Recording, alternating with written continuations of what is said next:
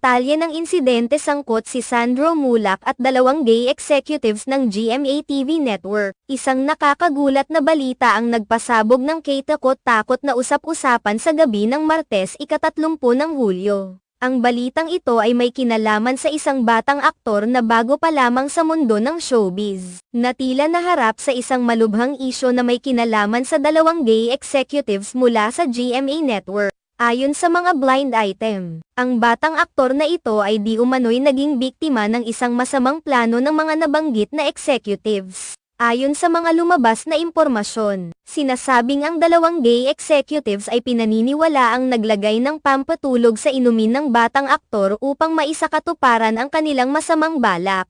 Ang mga detalye ng insidente ay nagbigay diin sa kakilakilabot na sitwasyon kung saan tila ipinagkanulo ang tiwala ng isang bagong solta sa industriya ng showbiz. Ang batang aktor